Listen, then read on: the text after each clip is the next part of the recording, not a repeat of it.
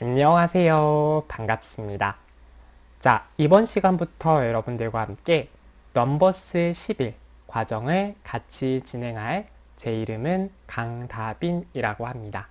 이렇게 온라인상이지만 여러분들과 만나 뵙게 되어서 진심으로 기쁘게 생각하고요. 자, 오늘 이 시간에는 넘버스 시작하기라는 내용을 가지고 넘버스 프로그램에 대해서 함께 살펴보도록 하겠습니다. 자, 넘버스라고 하는 프로그램은 어떠한 프로그램인지에 대해서 먼저 살펴볼 건데, 일단은 넘버스라고 하는 프로그램은 맥에서 사용할 수 있는 스프레드시트 프로그램, 다시 말해 맥에서 사용하는 계산 작업, 문서 작성을 하는 프로그램이다 라고 기억해 주시면 될 것 같아요. 그래서 체계적이고 전문가다운 그러한 문서를 작성할 때 넘버스라는 프로그램을 사용하게 되고, 넘버스를 처음 시작하게 되면 템플릿을 선택할 수가 있거든요.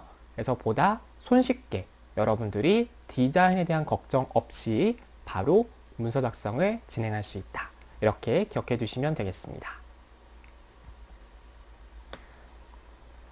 자, 그러면 넘버스라고 하는 프로그램을 처음 사용한다라고 하면 넘버스 프로그램을 컴퓨터에 설치를 진행해 주셔야 되는데요. 여러분들께서 앱스토어 프로그램을 실행해 주시고 검색창에 넘버스라고 검색을 하게 되면 해당하는 넘버스 프로그램을 설치를 진행할 수 있습니다.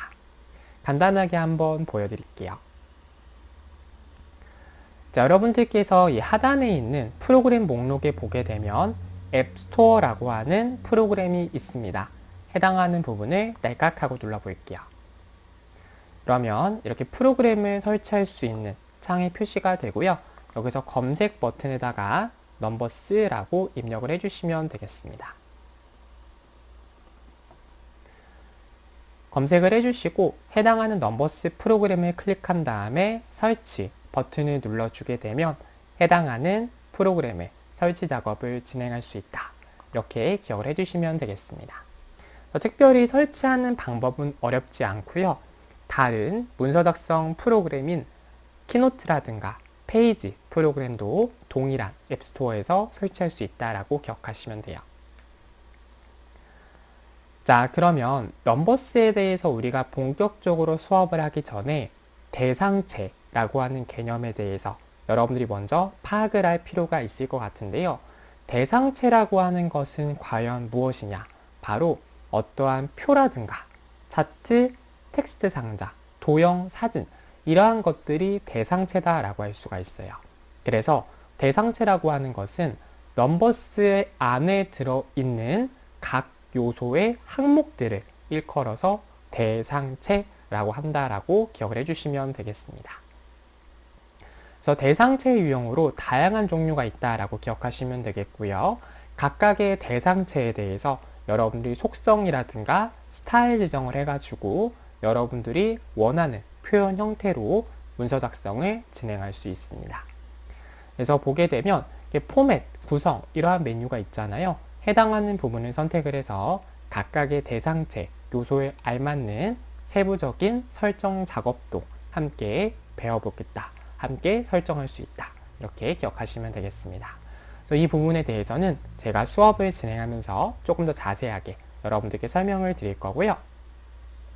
그러면 우리가 첫 번째 스프레드시트 문서를 한번 작성을 해볼 텐데, 일단은 넘버스 아이콘을 여러분들이 클릭을 진행을 해주시면 되겠고요. 그 다음에 여러분들이 사용하고자 하는, 작성하고자 하는 템플릿 먼저 선택을 해주시면 되겠죠. 자, 그 다음에 여러분들께서 어떠한 데이터 입력도 진행할 수 있을 것이고, 대상체 그리고 정렬 이러한 작업을 어느 정도 했다라고 하면 파일을 저장을 해볼 거예요. 그래서 파일의 저장 버튼을 눌러가지고 우리 해당하는 넘버스 파일을 저장하는 부분까지 작업을 해보도록 하겠습니다. 자, 바로 한번 실습을 해보도록 할게요. 자, 여러분들께서 하단에 있는 이 차트 모양의 넘버스 앱을 클릭하게 되면 해당하는 프로그램이 실행이 되게 되고요.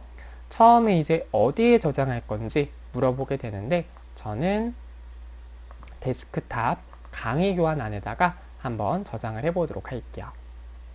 자, 선택을 해주시고 여기에 새로운 문서 버튼을 눌러주도록 하겠습니다. 자, 그러면 가장 먼저 보여지는 부분이 뭐예요? 템플릿을 선택해라 이렇게 되어져 있죠. 그래서 여러분들이 작성하고자 하는 템플릿 요소를 이렇게 쭉 확인하시고 보면 왼쪽에 범주가 있어요. 뭐 기본, 개인 재정, 개인, 비즈니스, 교육 이렇게 되어져 있는데 여러분들이 사용하고자 하는 템플릿 선택을 해주시고 여기서 해당하는 항목을 더블 클릭 또는 생성 버튼을 눌러주게 되면 해당하는 스프레드시트 문서가 생성이 되어지게 됩니다. 그 다음에 이제 여러분들이 기존에 만들어져 있던 템플릿의 제목이 있을 거 아니에요. 그 제목을 더블 클릭해서 여러분들이 내용을 변경을 할 수가 있을 것이고요. 자, 그 다음에 이제 파일을 저장을 해야 되겠죠. 그래서 상단에 있는 파일 메뉴를 선택하게 되면 여기 중간에 저장이라고 하는 메뉴가 보이실 거예요. 또는 커맨드 S 키를 눌러서도 저장 작업을 진행할 수가 있습니다. 자, 선택을 하게 되면 이렇게 별도 저장이라고 뜨면서 이름과 위치를 지정하게끔 되어져 있습니다. 그래서 위에 뜨는 부분이 여러분들이 이름을 지정하는 부분이다. 파일에 대한 이름을 지정한 부분이고 이 아래쪽에 있는 부분이 파일의 위치, 어디에 저장할 것인지를 명시하는 부분이다 라고 기억하시면 돼요. 그래서 우리는 처음 만드는 거니까 스타트 이렇게 이름을 명시해 볼게요. 자, 근데 지금은 일단 강의 교환 안에 저장이 되어져 있는데 만약에 여기 만들어져 있는 항목 중에서 마음에 드는 항목이 없어요. 그러면 옆에 있는 자그마한 확장 메뉴를 클릭해 주게 되면 새로운 확장 메뉴가 뜨면서 보다 정확하게 여러분들이 설정을 진행할 수가 있습니다. 그래서 저는 여기다가 새로운 폴더를 만들어 가지고 예를 들어서 1강 교환이다. 이렇게 새로운 폴더를 만들고 여기 안에다가 스타트 첫 문서 이런 식으로 제가 이름을 임의대로 지정을 해 볼게요. 자, 그 다음에 저장 버튼 눌러주게 되면 해당하는 파일이 컴퓨터에 저장이 되어진다. 이렇게 기억하시면 돼요. 그래서 파일을 이렇게 저장하는 것 자체는 여러분들이 그동안 여러 프로그램을 사용하면서 많이 해보셨기 때문에 크게 어렵지는 않으셨을 것 같다라는 생각이 들고요. 자, 이번에는 넘버스에서 엑셀이라든가 또는 텍스트 파일을 가져오는 방법 함께 살펴보도록 할게요. 자, 기존에 작성한 파일을 가져오겠다 라고 하면 일단은 여러분들께서 해당하는 이제 넘버스 파일을 더블 클릭해 가지고 가져오는 방법도 되겠고요. 또는 해당하는 스프레드시트 파일을 넘버스 아이콘으로 드래그해서 여러분들이 스프레드시트를 열 수가 있습니다. 자, 무슨 말이냐면요. 자, 여러분들께서 이제 핀더 선택을 하게 되면 우리 파일 탐색기 들어갈 수가 있는데 여기서 우리가 아까 파일이 저장한 위치가 데스크탑의 강의 교환의 1강 교환이었습니다. 여기서 해당하는 넘버스 파일을 더블 클릭하게 되면 해당하는 파일이 실행이 되어진다라고 하는 것이고요. 또는 해당하는 파일을 꾹 끌어가지고 여러분들이 하단에 여기 넘버스 프로그램에다가 갖다 대게 되면 이렇게 동일하게 파일이 불러와진다라고 기억하시면 돼요. 그래서 파일을 불러오는 방법은 정해진 방법이 있는 게 아니기 때문에 편하신 원하시는 방법으로 불러오기 작업을 진행해 주시면 되겠고요. 자, 만약에 내가 최근에 작업한 파일을 불러오겠다. 그러니까 예를 들어서 내가 분명히 최근에 작업을 했는데 그 파일을 어디에 저장했는지 기억이 안 난다라고 할 수가 있잖아요. 그러면 상단 메뉴를 들어가게 되면 파일이라고 하는 메뉴가 있고 여기에 최근 사용 열기라고 하는 메뉴가 있습니다. 해당하는 부분을 선택을 하게 되면 최근에 사용한 10개까지 이렇게 항목들이 보여진다. 이렇게 기억을 해주시면 되겠습니다. 자, 또는 이미 넘버스 프로그램을 실행한 상태다라고 하면 상단의 파일에서 열기 버튼을 눌러서도 여러분들이 직접 핀더를 통해 해당하는 넘버스 파일을 불러오게 할 수 있죠. 그래서 파일을 불러올 때는 단순히 이제 넘버스 형식만 불러올 수 있는 것이 아니고 엑셀 파일 형식이라든가 텍스트 파일 형식도 넘버스 프로그램을 통해 불러올 수 있다. 이렇게 참고적으로 알아두시면 되겠습니다. 자, 그럼 이번에 살펴볼 부분은요, 바로 스프레드시트를 열어볼 건데, 자, 여러분들께서 문서를 열게 되면 기본적으로 새로운 창에서 열리게 돼요. 자, 무슨 말이냐면 내가 A라고 하는 문서가 현재 불로기한 상태예요. 그 상태에서 파일의 열기를 해가지고 새로운 문서를 불러오게 되면 새로운 문서가 또 하나의 창이 새롭게 열린다는 거예요. 자, 그런데 예를 들어서 나는 하나의 화면 안에 A라고 하는 파일도 보고 B라고 하는 파일도 보고 C라고 하는 파일도 보고 싶다는 거예요. 다시 말해 하나의 창에 둘 이상의 넘버스 스프레드시트 파일을 보고자 한다 라고 하실 수가 있잖아요. 그럴 때는 탭으로 스프레드시트 열기를 진행해 주시면 됩니다. 탭으로 스프레드시트 열기. 자, 이것을 설정하는 방법은 무엇이냐면 여러분들께서 애플 메뉴 시스템 환경 설정 클릭을 해주시고 문서를 열 때 탭 사용 선택을 진행해 주시면 되겠습니다. 바로 한번 보여드릴게요. 여러분들이 사용하는 맥OS 버전에 따라 경로는 약간의 차이가 있을 수는 있는데요. 상단에 있는 애플 아이콘을 선택을 하게 되면 여기 시스템 환경 설정이라고 하는 메뉴가 있습니다. 그러면 왼쪽에 일반이라고 하는 메뉴가 보여질 거고요. 중간에 보게 되면 문서를 열 때 탭에서 열기라고 하는 메뉴가 보이실 거예요. 그래서 저는 지금 항상으로 되어져 있는데 이게 안함으로 되어져 있는 분들은 새로운 창에서 문서가 불로기가 되어진다. 이렇게 기억하시면 되고요. 항상을 하게 되면 새로운 문서를 불러왔을 때 옆에 탭에서 불러와진다. 이렇게 기억을 해두시면 되겠습니다. 자, 그래서 제가 한번 파일에 신규 해가지고 새로운 파일을 한번 만들어 볼게요. 자, 그러면 현재는 탭에서 열기를 했기 때문에 이렇게 하나의 화면에서 두 개를 동시에 불러오게 할 수가 있는 거고요.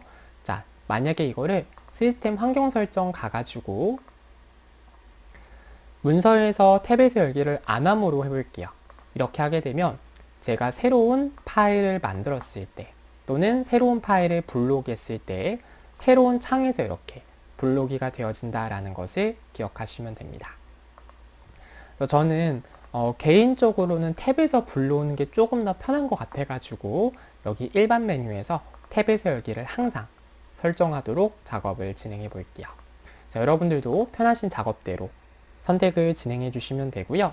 자, 문서를 닫겠다라고 하면 일단 커맨드 W 버튼을 눌러서 문서를 닫을 수도 있을 것이고 또는 넘버스 종료 메뉴를 눌러서도 여러분들이 스프레드시트를 닫을 수 있습니다. 자, 넘버스 프로그램을 다시 한번 실행을 진행해 볼게요. 선택을 해주시고, 자, 내가 예를 들어서 이게 창만 닫겠다라고 하면 커맨드 키 누르고 W 하게 되면 이렇게 창이 닫아지게 되고요. 다시 한번 다시 넘버스를 실행을 해가지고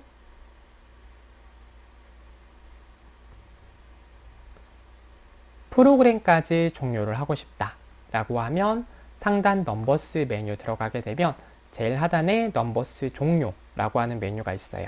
또는 커맨드 Q 버튼을 눌러주게 되면 아예 프로그램 자체가 종료가 되어진다. 이렇게 기억을 해두시면 되겠습니다. 그래서 파일을 열고 닫게 하는 방법 자체는 크게 어려운 부분은 아니지만 여러분들께서 이것에 대한 방법을 정확하게 숙지해야 나중에 조금 더 고급적인 문서 편집을 할 때도 편하게 파일을 관리할 수 있기 때문에 함께 기억해 두시길 바랄게요. 자, 그럼 이번에는 시트를 추가하고 이름을 변경하는 방법 함께 살펴보도록 하겠습니다. 자, 스프레드시트라고 하는 파일 형식 같은 경우에는 일단 하나의 파일의 개념이 있고요. 이 파일을 다른 말로 통합문서라고 말을 하게 되고 이 통합문서 안에는 개별적인 시트를 만들 수가 있습니다. 예를 들어서 파일을 2023년 월별 실적이다. 이렇게 제가 파일에 대한 통합 문서를 만들고 시트 자료로 1월 해당하는 실적, 2월에 해당하는 실적, 3월에 해당하는 실적, 이런 식으로 해서 12월에 대한 실적까지 이런 식으로 시트를 이제 하나의 통합 문서 안에 여러 개를 만들 수가 있다는 거예요. 그래서 시트를 추가하겠다라고 하면 여기 왼쪽에 보면 플러스라고 하는 메뉴가 있죠. 시트를 추가할 수 있고 기존에 있던 시트에 대해서 끌어가지고 위치를 바꿀 수도 있고요. 또는 마우스 오른쪽 버튼을 누르면 시트에 대한 이름을 변경한다거나 복제한다거나 삭제한다거나 이러한 작업을 진행할 수가 있습니다.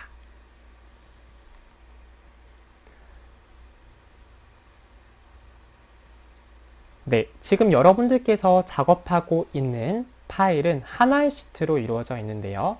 제가 시트를 만약에 여러 개 추가하겠다라고 하면 왼쪽에 있는 플러스 버튼을 눌러주게 되면 시트를 추가할 수가 있어요. 누를 때마다 그냥 시트가 추가가 되고, 자, 그 다음에 순서를 바꾸겠다. 그럼 끌어가지고 이렇게 순서를 변경하는 것도 가능합니다. 그 다음에 해당하는 시트에 대한 이름을 바꾸고 싶다라고 하시면요. 마우스 오른쪽 버튼을 누르면 이름 변경이라고 하는 메뉴가 있죠. 클릭을 해서 뭐 1월 이런 식으로 이름을 바꿀 수가 있을 것이고, 자, 예를 들어서 나는 여기 일정이라고 하는 시트와 시트를 복제해서 새로운 시트를 만들겠다라고 하면 일정이라고 하는 시트를 클릭하고 마우스 오른쪽 버튼을 누르면 시트 복사라는 메뉴가 있어요. 또는 복제 메뉴를 선택해도 동일합니다. 자, 선택을 하게 되면 해당하는 시트의 데이터와 동일한 내용으로 새로운 시트가 만들어졌고요. 여기서 여러분들이 예를 들어서 이거를 뭐 2월 이런 식으로 이름을 변경할 수가 있겠죠. 이런 식으로 만들 수 있고, 자, 마우스 오른쪽 버튼 눌러서 필요 없다. 그러면 삭제 해가지고 기존에 있던 시트를 삭제하는 것도 가능합니다. 자, 그 다음 이번에는 실행 취소 그리고 실행 복귀라고 하는 기능에 대해 배워보도록 할 텐데, 내가 예를 들어서 넘버스에서 어떠한 데이터 입력을 했다 또는 어떠한 대상체에 대한 편집 작업을 진행했다 라고 하는데, 내가 예를 들어서 작업을 잘못했어요. 사람인지라 버튼을 잘못 누를 수가 있잖아요. 그러면 마지막에 내가 실행한 작업을 취소하겠다 라고 하면 편집의 실행 취소 메뉴를 클릭한다거나 또는 커맨드 Z키를 누르게 되면 이전에 실행한 작업으로 되돌리기 할 수가 있고요. 자, 다시 이 취소한 작업을 원래대로 다시 하겠다라고 하면 이제 앞으로 가기가 되는 거죠. 자, 실행을 복귀하겠다 하면 편집의 실행 복귀 누르셔도 되고 커맨드 Shift Z, Shift가 추가가 된 거죠. 그래서 커맨드 Shift Z를 누르면 다시 앞으로 갈 수가 있습니다. 너무 어렵게 생각하실 필요는 없고요. 우리가 막 인터넷 볼 때도 이전 페이지, 다음 페이지 왔다 갔다 할 수 있잖아요. 그것을 이제 메뉴화한 것이다. 이렇게 기억을 해두시면 되겠습니다.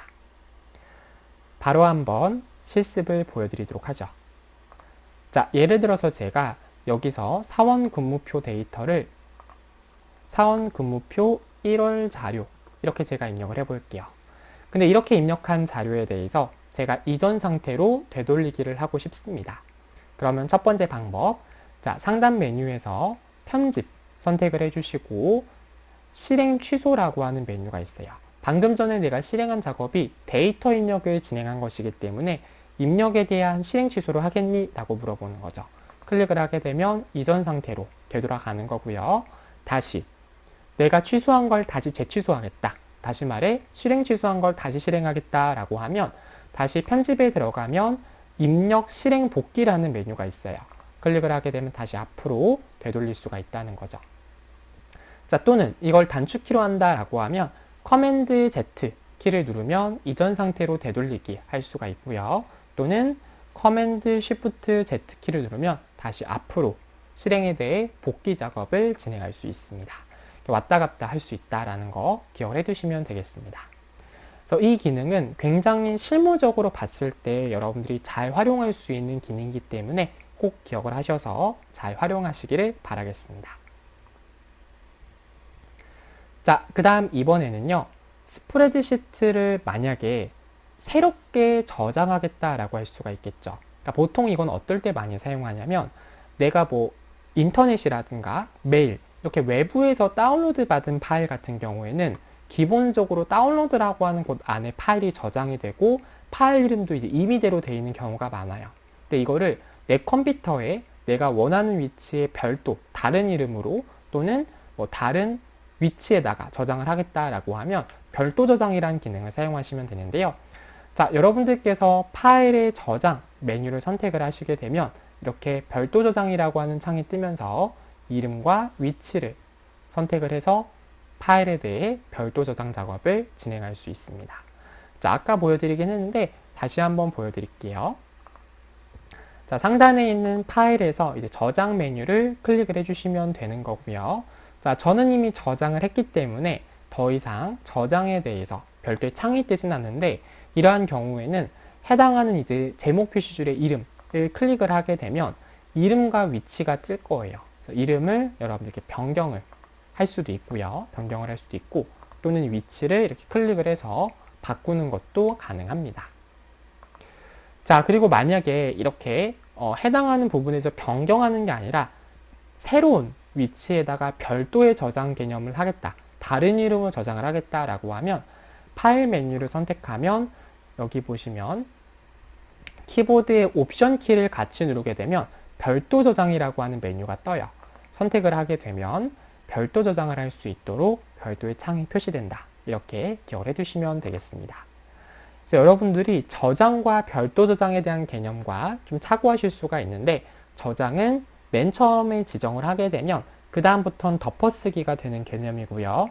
그 다음에 별도 저장이라고 하는 기능은 이렇게 파일의 위치나 이름을 이미 파일에 저장한 이유라고 할지라도 새로운 위치나 이름으로 새롭게 재정의할 수 있다.